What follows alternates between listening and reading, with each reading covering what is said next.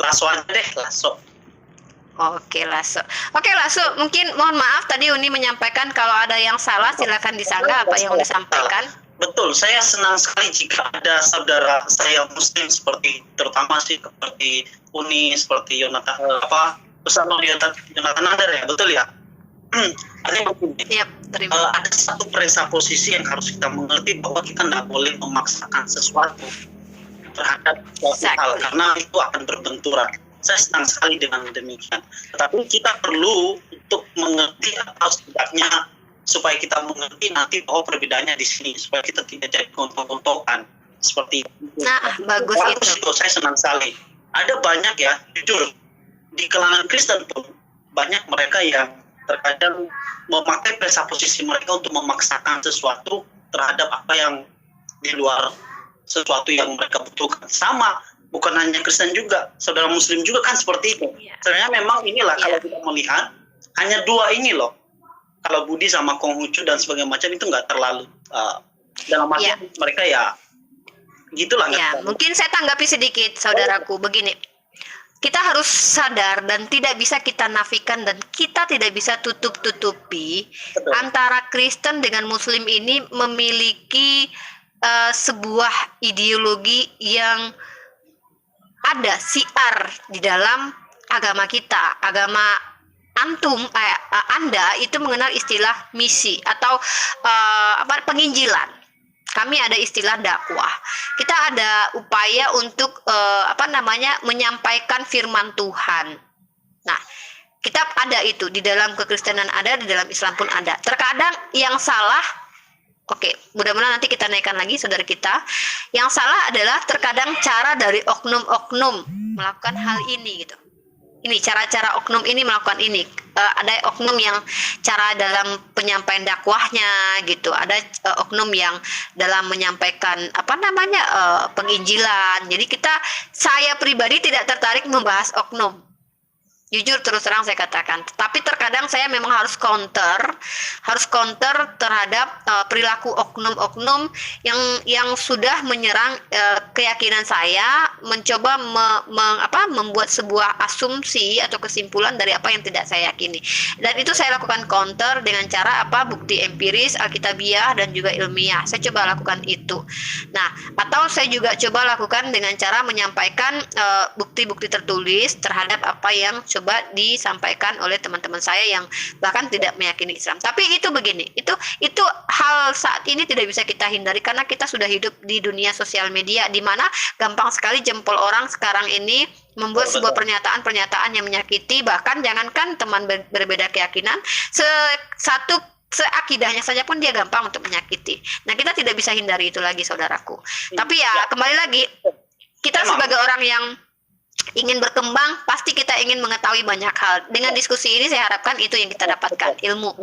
Andaikan seluruh saya ya secara pribadi, andaikan seluruh, saya nggak semua, umat muslim berpikiran seperti yang Uni seperti berpikir sekarang, itu toleransinya bagus sekali. Karena begini, kita harus sadari bahwa terkadang ada oknum tertentu jika dipelintir atau digali tentang dia punya keyakinan, itu marah. Tetapi kalau sebaliknya dia mau obrak-abrik sebuah keyakinan yang lain, itu it's okay bagi dia. Tapi ketika dia disentil sedikit bahwa begini loh faktanya, dalam artian ini yang mau saya sampaikan, itu dia marah. Nah, ini bagus. Sama ayah dulu ya. Sekarang perihal yang tentang pernikahan tadi gitu ya. Sebenarnya di dalam pernikahan pun ada aturannya di kita Kristen Uni gitu loh. Bahwa betul bahwa kalau kami ya, kita mengatakan bahwa Yesus adalah Tuhan. Oke? Terlepas bahwa itu setuju apa nggak setuju, pasti besarnya nggak setuju lah. Itu sudah besar kemungkinan nggak setuju. Ya, kalau kita berpikir, kita percaya bahwa Yesus adalah Tuhan. Nah, kita punya prinsip-prinsip di dalam pernikahan. Makanya kita sebagai orang Kristen di dalam menikah itu nggak boleh sembarangan tanpa ada mungkin kalau di Muslim ada ijab kabul gitu. Apa sih namanya gitu ya? Kalau kita di gereja diberkati, terus diberkati di gereja. Dan itu sesuai kaidah di dalam Alkitab. Nanti kalau kita baca di dalam Alkitab di Efesus gitu ya, bahwa itu tuh harus diberkati gitu. Itu. Jadi ada peraturannya, bukan kita orang Kristen itu nggak ada peraturan kalau menikah. ada kaidah-kaidah yang harus dijunjung juga gitu. Ya, mungkin Ustadz Yonatan Nandar ingin menanggapi atau bagaimana? Nanti baru saya mungkin. Oke. Aku mau nanya kepada siapa ini namanya, Bang? Lasso. Bang Lasso ya. Apabila benar di dalam kekristenan ada aturan mengenai pernikahan tertulis di dalam Injil, apakah? Kan kita melihat ada Injil Matius, dan Yohanes gitu kan ya. Adakah sebuah aturan yang ditetapkan oleh Yeshua Hamasia atau Yesus Kristus terkait dengan pernikahan ini? Karena sejauh ya, silahkan dijawab dengan singkat, nanti saya tanya. Menarik. Nah, mungkin kalau Yonatan Nandar atau Uni siapa sih Riva gitu ya, sekarang kalau saya jelaskan mungkin tidak perlu karena sudah tahu gitu ya, udah belajar juga. Tapi mungkin pendengar kita perlu tahu bahwa Injil itu adalah sebuah kabar baik, itu terdiri dari 4 kitab, Matius, Markus, Lukas, dan Yohanes. Nah, itu bercerita tentang peristiwa Tuhan Yesus Kristus, ya, perihal bagaimana dia lahir, mati, dan disalibkan, dan sebagainya macam. Nah, tidak sampai di situ saja. Alkitab yang Kristen itu bukan hanya sampai Injil doang, bukan hanya yang 4 saja. Kita mengenal ada surat-surat Paulus. Nah, memang betul di dalam secara Injil Tuhan Yesus tidak pernah menyampaikan bahwa ada aturan-aturan pernikahan, tapi secara tidak tertulis bahwa ada beberapa. Oke, aduh sinyalnya Bang Also. Oke, saya mohon maaf ya, saya potong sebentar. Kalau saya perhatikan dari mulai Injil Matius, Markus, Lukas, dan Yohanes sampai dengan kitab Wahyu, surat-surat Paulus, ada Kolose, Korintus, Galatia, hilang ya, Roma. Oke, mudah-mudahan yang bersangkutan masih mendengar ini, Uni. Jadi memang pernikahan itu sudah ada ya, aturan tentang pernikahan itu sudah ada sejak zaman dahulu, zaman Musa itu sudah ada. Bahkan ijab kabul itu sudah ada, Uni, yang namanya ketubah. Ketubah mungkin Uni sudah belajar Hebrew ya. Soresnya taf, kemudian bet, katab, tertulis, ketubah. Jadi mungkin bisa disampaikan Ustadz Yonatan Nandar, sores di dalam bahasa Ibrani itu sama dengan akar kata di dalam bahasa Arab. Jadi dalam bahasa Ibrani dan bahasa Arab itu sama, yaitu memiliki akar kata seperti fa'ala. 3 akar kata, kalau dalam kata kerja itu ada fa'ala, kata kerjanya itu ada 3, dan Ibrani pun seperti itu. Betul. Ya, lanjut Ustaz. Kalau dalam bahasa Arab itu ada masdar gitu ya. Masdar. Kalau di dalam bahasa sores. ada sores yang terdiri dari 3 huruf. Nah, mengenai peraturan pernikahan, mudah-mudahan yang bersangkutan masih mendengar ataupun menyimak.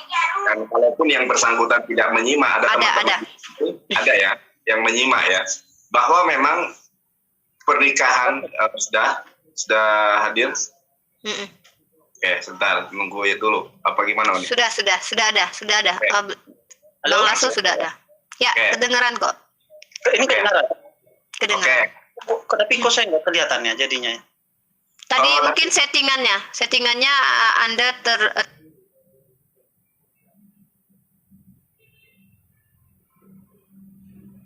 Boleh saya jelaskan dulu, Bang Nanda?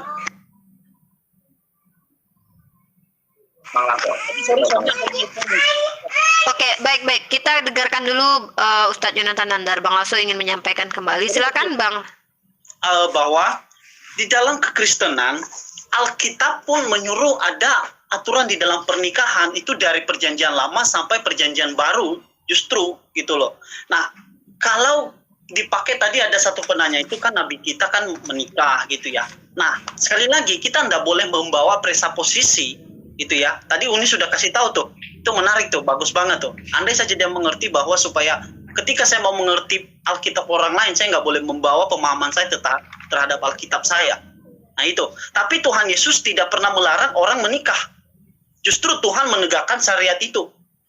Di mana kita melihat bahwa ketika beberapa ahli Taurat dan Farisi mensoal jawab tentang pernikahan yang kawin cerai gitu ya, kawin terus cerai, terus kawin lagi gitu ya. Nah, mereka bertanya kenapa Musa gitu loh, kok bisa gitu loh. Nah, Tuhan Yesus bilang, ya itu karena kedegilan hati mereka, maka Musa secara terpaksa silakan gitu loh. Nah, itu di dalam pemahaman kita sebagai orang Kristen. Nah, kemudian kita melihat secara jelas setelah itu Alkitab beberapa seperti surat-surat Paulus. Karena begini, kita harus tahu bahwa beberapa penulis itu setelahnya seperti Paulus, Matius, Markus, dan lain-lain, itu adalah juga pengikut Tuhan. Dan apa yang mereka tuliskan itu berdasarkan apa yang Tuhan firmankan gitu loh, ilhamkan begitu. Nah, kita jelas membaca saudara-saudara di dalam Efesus, banyak ya Rasul Paulus menuliskan itu. Bagaimana di dalam tahap-tahap pernikahan itu. Jadi di dalam kekristenan itu tidak bisa kawin lari gitu loh. Itu harus ke gereja, nikah gereja, disaksikan oleh umat Tuhan. Dan itu yang dinamakan pernikahan kudus. Dan ada beberapa ayat-ayat referensi nanti yang bisa teman-teman baca ya di dalam kitab Efesus gitu. Ya, bagaimana seorang suami yang menjadi kepala rumah tangga, seorang istri menjadi orang pendamping atau penolong bagi seorang suaminya, dan anak-anak harus tunduk kepada orang tua. Tetapi di dalam mata Tuhan itu sama, setara, supaya tidak terjadi penyalahgunaan gender gitu loh, bahwa dia mengatakan dia lebih tinggi. Nah itu jadi artinya bahwa sekali lagi teman-teman yang khususnya Muslim yang mungkin belum belajar tentang agama kita, bahwa bukan tidak ada peraturan di dalam pernikahan kekristenan. Ada, itu ada. Jelas Tuhan Yesus menyinggung soal itu di surat Matius gitu loh. Di dalam perdebatannya kepada beberapa orang Farisi dan orang Yahudi ketika menjawab soal kawin cerai gitu loh. Nah itu. Jadi sekali lagi prinsipnya bahwa di dalam kekristenan itu ada aturan di dalam pernikahan. Menikah itu ada aturannya, ya. Tuhan pun menyuruh. Oke. Begitu. Mungkin sedikit sebelum Ustaz Yonatan Andal, mungkin sedikit saya tanggapi. Saya percaya bahwa di dalam kitab sucinya teman-teman saya Kristen ini ada perintah untuk berhubungan atau berhubungan antara laki-laki dengan perempuan, karena kan ada perintahnya di dalam kitab Kejadian, ya kan? Beranak cucu lah, perintah itu ada, perintahnya ada. Nah, yang ditanyakan teman saya tadi, saudara Ali tadi, bukan tentang perintahnya, tetapi kalau ya kita tidak boleh ya memaksakan sudut pandang atau kerangka berpikir kita yang memang berbeda.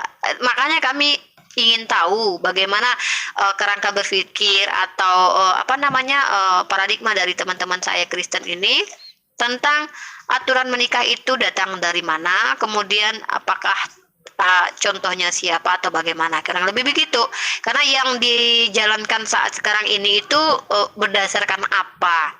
Nah, begitu, kurang lebih begitu sebenarnya pertanyaannya. Tapi kalau apa yang saudaraku Wafri Lasso jawab tadi itu saya percaya, saya menemukan ayat itu bahwa memang di dalam kekristenan perintah Tuhan itu ya beranak cuculah, itu ada. Dan Yesus memang tidak melarang menikah, memang tidak ada larangan menikah. Tapi kalau kita baca di dalam pernyataan Paulus bahwa lebih baik orang itu tidak menikah, tetapi daripada dia berzina maka dia menikahlah gitu. Jadi begitu menurut Paulus, justru begitu di dalam kitab Anda gitu. Oke, boleh saya tanggapin bagian ini, Umi? Ya, Umi, silakan. Oke. Nah, kita harus perhatikan di situ nih, ketika Paulus ngomong seperti itu, jika seseorang tidak menikah itu lebih baik. Ini konteksnya pelayanan, Uni. Oke. Bisa dudukin aja lah ya. Jadi sebentar. Bentar, punten. Jadi salah pertama soalnya. Jadi mungkin nanti bisa dijelaskan. Artinya besok pelayanan juga, ada minggu kan, kita setiap minggu ada gereja gitu ya. Kebetulan besok saya ada pelayanan, jadi makanya tadi saya tertarik dengan menjawab itu. Jadi Uni sedikit ya yang tadi Uni bilang. Nah itu konteksnya pelayanan. Nah bagi yang teman-teman saya Muslim, bahkan kepada teman-teman saya Kristen pun, kalau mau memahami sebuah bagian di dalam kitab tertentu, maka kita harus perhatikan konteksnya di dalam teks itu. Ketika Paulus ngomong bahwa jika ada orang yang tidak menikah itu lebih baik, itu konteksnya pelayanan, Umi. Kenapa? Konteksnya pelayanan. Kita luruskan kembali. Jadi kami umat Islam ataupun umat Yahudi tidak mempermasalahkan kamu suruh nikah atau tidak dipermasalahkan itu. Yang kami tanyakan sebentar, yang tadi Bang Ali tanyakan adalah prosesi, liturgi dan sakramen pemberkatan dengan nama Bapa, Anak dan Roh Kudus itu siapa yang ngajarin? Nah, ini nih menarik nih kayak gini-gini. Bagus nih. Menarik ya. Enggak di dalam Gospel Matius, Markus, Lukas dan Yohanes mengajarkan demikian. Karena yang sebentar ya Bang, saya jelaskan terlebih dahulu biar Abang dan yang lain paham. Di dalam pemberkatan Yesus, bahkan saya punya sebuah buku Bang. Ini bukunya bisa dilihat di sini ya, Pernikahan Yesus. Ya, ada indikasi besar bahwa Yesus menikah. Oke, Dan saya akan bacakan di sini sebentar Bang ya. Ini perlu diklarifikasi. Penulisnya siapa dulu nih Bang Yonatan? Begini. Yang nulisnya orang Kristen, namanya Maggie Whitehouse, bukan orang Islam. Sebentar. Saya sampaikan itu sudah liberal orang itu. Saya perlu kasih tahu. Nah, sekarang gini. Saya menjawab. Oke, saya tengahi. Ustadz Yonatan Nandar, kita hargai, beliau tidak menerima literasi yang diberikan, tidak apa-apa. Nanti kita sampaikan saja bahwa memang literasi itu ada. Tetapi kalau Bang Wafirman Lasso tidak menerima, kita tidak perlu ini Bang. Nah, ini yang betul. Jadi begini, Yonatan. Bentar Bang Lasso, siapa dulu yang ingin menanggapi biar tidak bertumpuk suaranya? Saya perlu kasih tahu bahwa Yesus itu, Tuhan Yesus itu dari perjanjian lama sampai ke perjanjian baru itu nggak ada cerita tentang dia menikah. Pun ada tulisan seperti itu diambil dari sumber Gnostik, Injil-Injil Gnostik gitu loh. Nah, dari mana salah satunya seperti Injil Thomas, Injil Filipus, dan itu tidak diakui dalam kekristenan atau gereja, tidak termasuk kanonik, Injil kanonik namanya. Dan terus diperkenalkan si Da Vinci Code gitu loh. Nah, kita tidak percaya bagian itu. Nah, itulah yang kemudian saudara kita Muslim di Al-Quran kan ada tuh bahwa Yesus pun menikah. Di kita tidak ada tuh. Ya, siapapun lah Kristen yang benar-benar dia Kristen yang memang paham Alkitab, kecuali kalau dia adalah Kristen yang liberal, Kristen yang ya tanda kutip seperti Da Vinci Code lah, cari makan hanya gara-gara itu dia pelintir semua lah ayat gitu loh. Nah, Oke, kita selesaikan dulu poin dari Ustadz Yonatan Nandar karena poinnya tadi belum selesai disampaikan Bang Lasso. Artinya Bang Lasso menolak literasi yang disuguhkan, tidak apa-apa, kita tidak perlu memaksakan itu. Ya, silakan Ustadz Yonatan Nandar, kira-kira poinnya apa yang disampaikan? Yang ingin saya sampaikan adalah bahwa Yesus tidak pernah mengajarkan pemberkatan dalam nama Bapa, Anak, dan Roh Kudus.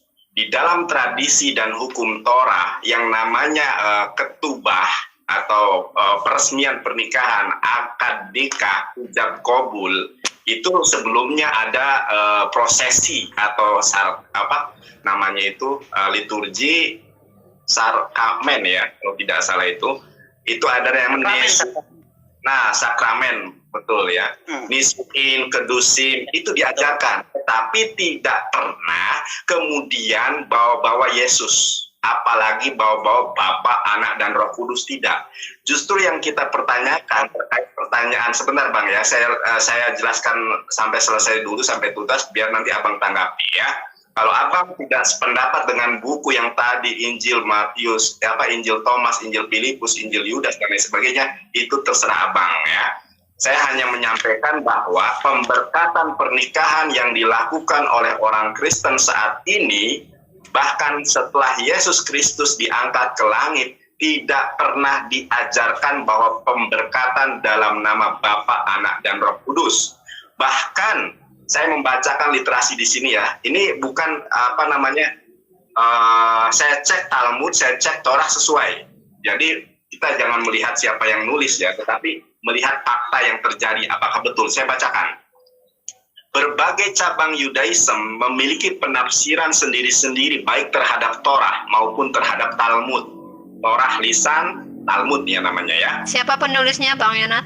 Biar saya juga membaca literasi. Penulisnya siapa? Maggie, ini kelihatan nggak? Aduh. Atau nanti saya kirim di bahasa aja nih, WhatsApp ya. Okay. Maggie Whitehouse, ya. Oke, saya bacakan, lanjutkan ya, Bang. Soalnya saya nggak bisa lama-lama. Oke. Berbagai cabang Yudaisme memiliki penafsiran sendiri-sendiri baik terhadap Torah maupun Talmud. Tetapi satu hal yang disepakati oleh semua teks ajaran Yahudi, ya, yang bersumberkan berdasarkan Torah dan Talmud adalah masalah perkawinan. Perkawinan dianggap penting bagi laki-laki maupun bagi perempuan. Jadi ada satu konsensus ya, tidak ada istilahnya silang pendapat masalah pernikahan ini. Nah, uraian mengenai Taurat menyatakan dengan jelas bahwa tidak lengkaplah laki-laki yang tidak menikah. Dan 2000 tahun yang lalu seandainya Yesus dari Nazaret belum menikah menjelang umur 18 tahun, dia akan dianggap sebagai makhluk yang sangat aneh. Lebih buruk lagi, dia tidak akan sungguh-sungguh diterima sebagai rabi oleh orang-orang Yahudi. Nyatanya, kenapa usia Yesus dari 12 tahun sampai 30 tahun tidak ada? Itu kemungkinan untuk menutupi keyahudian Yesus yang diwajibkan untuk menikah. Karena itu suatu kearifan lokal dan suatu hukum bagi orang Yahudi. Yesus orang Yahudi.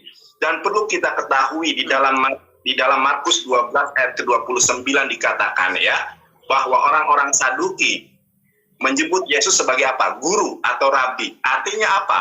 Artinya Yesus memang sudah menikah. Makanya dia panggil rabi oleh anak-anak muridnya atau orang-orang Yahudi yang berpapasan yang bertemu dengan Yesus Kristus. Jadi memang tradisi aturan tentang pernikahan ini sudah ada sejak zaman Torah. Makanya yang saya herankan adalah kok ada aturan atau sakramen pemberkatan pernikahan dalam nama Bapa dan Anak Roh Kudus yang tidak pernah diajarkan oleh Yesus di dalam Injil manapun, bahkan tulisan Paulus, tulisan Petrus dan lain sebagainya itu tidak pernah mengutip perkataan Yesus tentang pemberkatan itu. Saya tidak bisa lama-lama Uni karena ini harus saya pulang. Ya mungkin nanti. Tapi kita berikan tanggapan dulu dari biar tidak istilahnya seolah-olah nanti melempar terus pergi aja. Silakan Bang Lasso untuk menjelaskan atau menyanggah apa yang disampaikan sama Bang Yonatan Nandar. Karena Bang Yonatan Nandar juga sebentar di sini mungkin. Ya, karena Anda pun juga besok ada kegiatan kan? Betul. Ya. Nah, jadi begini. Sebenarnya sih harusnya kalau dipersingkat sama Bang Yonatan tadi, kenapa Yesus nggak menikah? Dia kan Yahudi, udah. Itu aja. Harusnya gitu simpelnya tadi, biar nggak panjang. Tentu kita waktunya pun cepat habis gitu loh. Tapi nggak apa-apa, oke lah. Jadi dapat informasi juga bahwa ada buku yang ngacok gitu loh menurut saya ya. Iya dong. Bisa dong saya ngomong gitu dong. Iya, tidak masalah. Itu hak prerogatif seseorang. Tapi yang harus kita tanggapi adalah terkait prosesi sakramen. Oke. Di ayat mana Yesus mengajarkan tentang pemberkatan dalam nama Bapa, Anak, dan Roh Kudus. Saya ngerti bahwa itu dengan demikian berarti dia mempresupposisikan bahwa Yesus itu kenapa nggak menikah, dia kan Yahudi. Itu ujung-ujungnya poinnya di situ, Bos. Oke, tidak apa-apa. Nah, yang saya tanyakan, sebentar ya Bang ya, yang saya tanyakan, pemberkatan nikah dalam nama Bapa, Anak, dan Roh Kudus tertulis di dalam kitab apa, Sefer apa, Talmud apa, Misnah apa, Midras apa? Oke, baik. Begini ya, saya jawab dulu ya.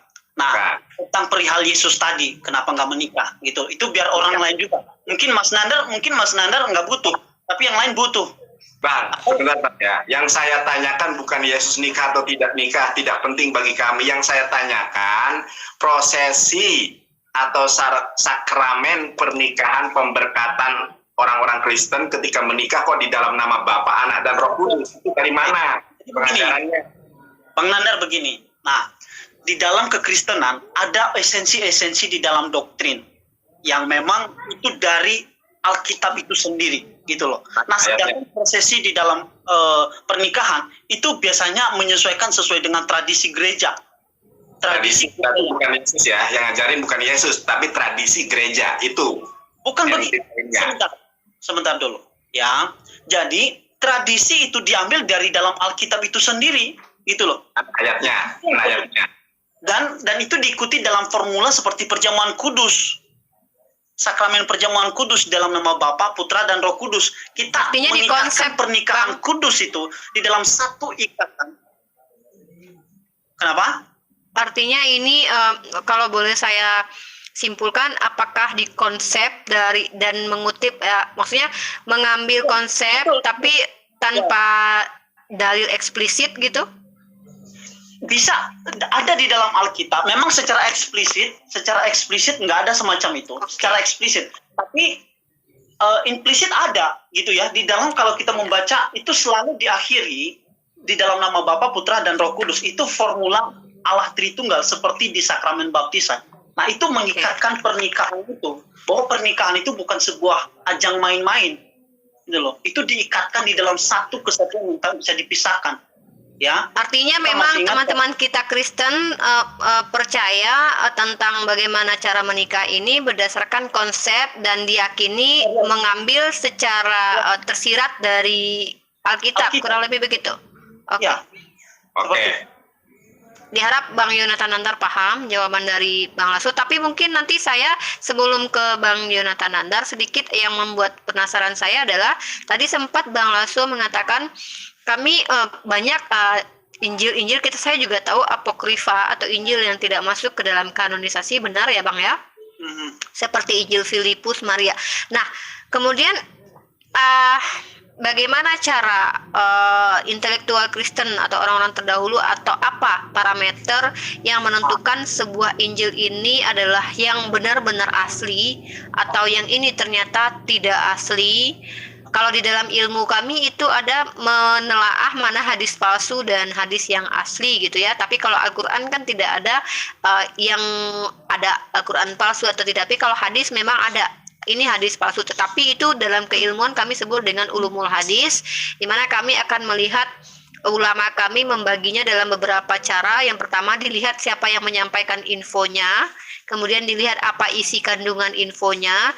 Kemudian dilihat dari siapa urutan penyampai dari hadis itu. Nah, kalau di dalam Kristen sendiri Bang, parameter atau konsep atau cara, metode untuk menentukan, memisahkan mana Injil yang benar-benar asli dan layak diterima dengan Injil yang tidak bisa diterima gitu. Itu menggunakan metode keilmuan seperti apa? Mungkin Bang Lasso bisa memberikan menyampaikan ilmunya di sini mungkin. Oke. Secara sederhananya saya pamit ya Uni ya, soalnya Oke, terima kasih Bang Yonatan Nandar, terima kasih sudah. Assalamualaikum. Waalaikumsalam. Ya, mungkin itu saya. Ya, Silakan Bang Lasso. Ya, saya pamit ya Ari Lasso. Oke, Ari Lasso. Ari Lasso, Pak. Pak Priman Lasso. Oke. Pendeta beliau ini sepertinya. Pendeta ya Bang atau gembala? Belum, bukan pendeta biasa. Oke, baik. Nah, semoga cepat jadi pendeta ya. Amin. Pertanyaan Uni itu menarik ya. Itu sudah umum juga orang tanya. Tapi sederhananya begini, untuk mendapatkan keasliannya, mana yang kanonik, mana yang bukan. Yang pertama dilihat dari sumbernya. Betul, yang harus diperhatikan dari sumbernya. Siapa mirip dengan yang tadi, hadis gitu ya. Bahwa kita melihat otoritas dari si penulis ini. Contoh, ya, kayak si Injil, kita ngomong aja Injil nih, seperti si Markus. Markus itu siapa? Itu di belakangnya adalah Petrus, muridnya Petrus. Jadi itu sah gitu loh. Dan itu sudah dinilai di dalam akademik mereka. Itu satu. Kedua, dari tahun penulisan, ya, dari beberapa. Sebentar, saya coba untuk catatkan dulu. Yang pertama dari siapa penulis dari Injil? Ya, betul, penulisnya. Kemudian tahun. Dan itu adalah tahun penulisannya itu. Tahun penulisan. Seluruh Injil, keempat Injil itu diperkirakan ya ditulis tahun 70 sampai 60 sampai 90 ke atas. Jadi itu yang sah secara kanonik. Tapi seperti Injil Thomas yang tadi, Injil Maria, Injil Filipus, itu tuh berkisar penulisannya itu sudah beberapa Masehi setelah itu gitu loh, setelah kenaikan Tuhan Yesus. Ya, ada yang abad kedua, abad ketiga, abad keempat, dan itu tidak masuk. Makanya ditolak. Kemudian di dalam isinya itu bertolak dari apa yang sebenarnya diceritakan di dalam beberapa Injil yang 4 tadi. Contoh seperti si Thomas, ya, bahwa dia mengatakan Yesus itu masa kanak-kanaknya memelihara membuat burung gitu dan sebagainya. Bukan itu nggak mungkin saja bagi Tuhan Yesus mungkin. Tapi itu tidak terlalu, karena kalau kita melihat secara keseluruhan itu sudah menyeleweng. Dia menolak kemanusiaan dari Tuhan Yesus. Nah, kemudian seperti itu. Artinya ketika ada dari penulis Injil yang bertolak belakang dengan dogma Kristen, maka itu otomatis tertolak. Betul. Ya, jadi bukan hanya di situ, karena banyak poin-poin yang harus diperhatikan. Nah, seperti si Injil Maryam, mereka menikah gitu, itu nggak ada seperti itu di dalam. Oke, mungkin sedikit saya tanggapi sebelum sampai ke penjabaran selanjutnya. Tadi Anda mengatakan bahwa kita lihat siapa penulisnya. Kalau yang saya ketahui justru penulis Injil-Injil yang apokrifa ini adalah orang-orang yang tidak jauh dari Yesus juga, seperti Barnabas, Thomas, dan juga Filipus. Nah, bahkan mohon maaf mungkin Anda bebas menolak atau menerima literasi yang pernah saya baca. Silahkan, ini adalah hak prerogatif Anda, tetapi saya hanya menyampaikan apa yang saya temukan dalam literasi. Ellen Pagel itu lulusan Harvard. Dia adalah seorang intelektual Kristen dan dia membuat sebuah buku Beyond Belief. Di dalam bukunya termaktub bahwa dia percaya bahwa Injil Thomas adalah Injil yang benar di awal, kemudian diganti oleh Bapak Gereja dengan Injil Yohanes. Ini bukan kata saya, tapi menurut Ellen Pagel. Silakan Anda searching buku Beyond Belief. Saya lihat siapa Ellen Pagel ini. Ternyata dia adalah seorang yang lulusan dari Harvard. Sama seperti saya memang saya tidak akan memaksakan apa yang saya baca kepada Anda. Saya paham bagaimana paradigma teman-teman Kristen, bahkan denominasi pun banyak. Jadi tidak mungkin saya paksa denominasi Unitarian terhadap Tritunggal, itu tidak mungkin. Saya juga membaca seperti ini. Ada pemahaman tentang Alkitab dari William Barclay. Saya lihat backgroundnya, orang ini siapa. Dan ternyata William Barclay adalah seorang teolog Kristen yang cukup famous dan bahkan mendapatkan penghargaan dari Ratu Elizabeth.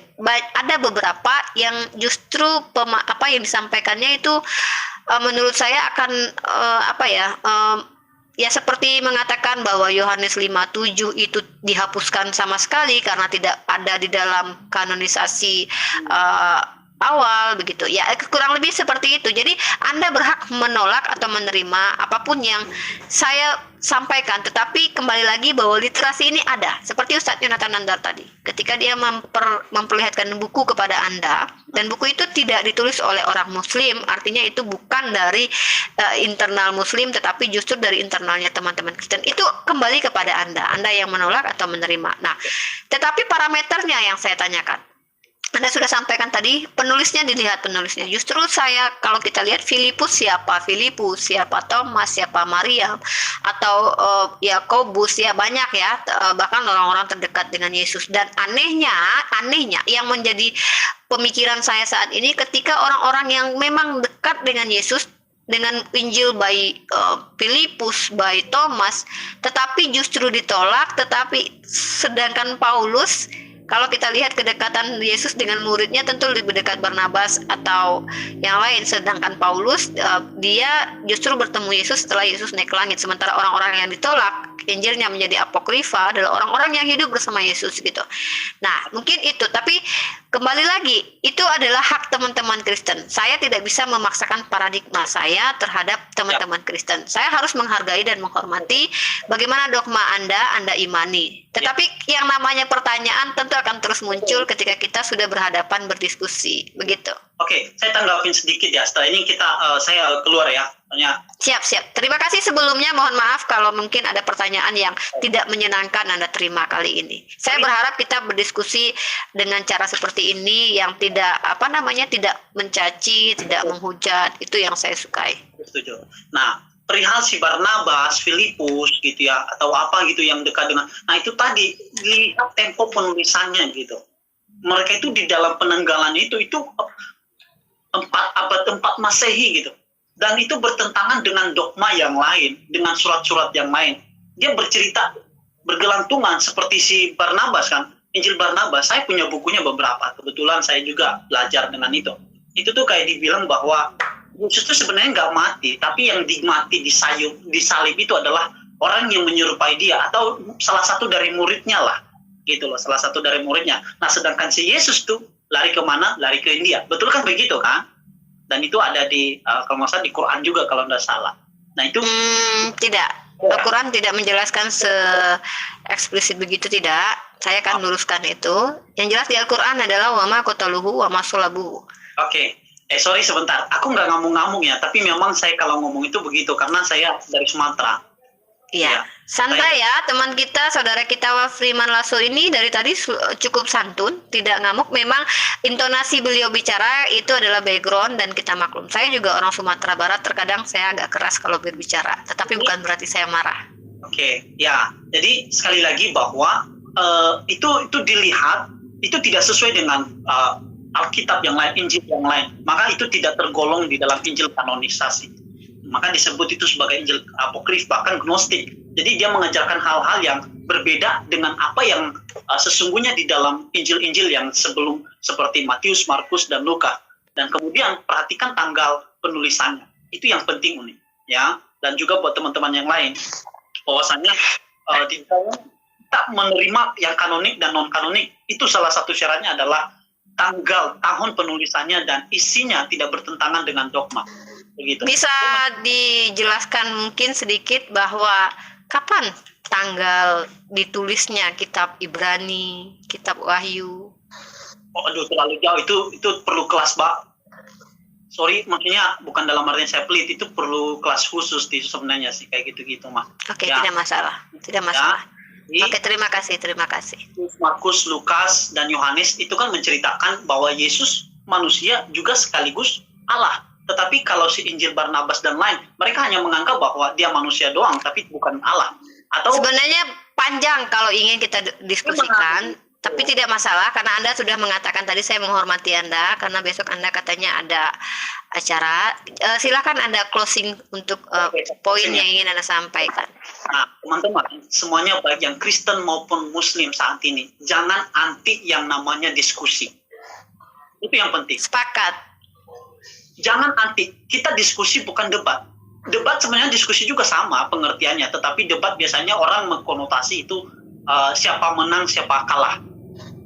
Tapi itu pun tidak masalah. Yang penting itu santun, tidak caci, tidak memaki gitu, dan nggak saling menjelekan. Dan satu hal yang perlu kita perhatikan bahwa jangan memaksakan presupposisi kita, ya, atau memahami Alkitab orang lain dengan sudut pandang kita sendiri, sehingga kita ngamuk-ngamuk.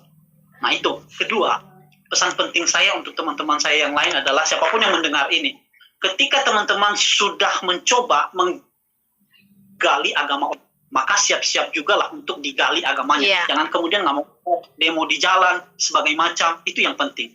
Itu yang saya coba lakukan, saudaraku. Saya akan siap sekali jika dipertanyakan tentang keyakinan saya. Itu kenapa saya buka room ini. Betul. Jadi dengan kita diskusi begini, kita tahu bahwa uniknya perbedaan itu di dalam kemajemukan kita sebagai bangsa Indonesia, kita saling membangun. Itu yang penting. Jangan kemudian sepakat sekali ini. Silakan lanjutkan lagi. Hargai gitu loh. Ini penting sekali, jangan bilang kok agama dibahas. Itu penting, justru kita pendewasaan rohani kita. Kalau kita sebagai orang Kristen, namanya kita bilang pendewasaan rohani. Karena sedikit ya, ada silakan 5 fase atau 7 fase lah sedikitnya ya di dalam tahap pertumbuhan iman itu. Nanti teman-teman bisa baca bukunya John Fowles gitulah. Ada iman yang memang menyesuaikan diri gitu loh, melihat siapa orangnya, mengajak dia. Nah nanti Pak sampai tahap ketiga, biasanya itu dia akan bertanya dan bertanya. Nah oleh sebab itu orang yang bertanya itu harus diapresiasi justru. Jangan kemudian dikatakan kenapa kamu bertanya, kenapa kamu debat mulu. Enggak. Justru dengan dia bertanya dia tahu mana kebenarannya. Nah itu. Jangan kita semacam katak dalam tempurung, itu sing penting ya. Sekali luar lagi biasa. Bahwa thank you my brother. Kita open minded, kita buka pikiran kita untuk saling diskusi, ini baik sekali gitu loh. Jangan saling gotong-gotong. Ya. Terima kasih my brother Lasso. Ya. Semoga have a nice day tomorrow. Semoga besok harinya menyenangkan. Ya. Saya sangat tertarik sekali dengan pernyataan Bang Lasso bahwa kita tidak perlu khawatir atau takut diskusi karena justru ini pendewasaan rohani kita.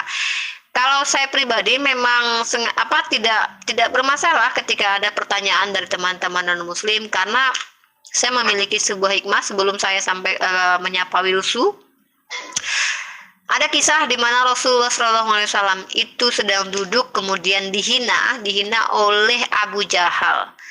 Penghinaan itu justru mengantarkan sesosok orang yang dekat dengan Rasulullah menjadi seorang muslim. Jadi terkadang ada peristiwa yang kita tidak sukai justru menjadi sebab yang baik untuk kita atau orang lain. Penghinaan yang dialami terhadap Rasulullah itu bukan hal yang baik, tetapi dengan dihinanya Rasulullah oleh Abu Jahal menyebabkan Hamzah masuk ke dalam Islam. Ini yang terjadi juga dengan beberapa teman-teman saya juga di luar sana, ketika mereka coba untuk menghantam Islam dengan menghina atau menuduh Nabi Muhammad SAW, kemudian ditampilkan literasi dan bukti-bukti, pada akhirnya apa?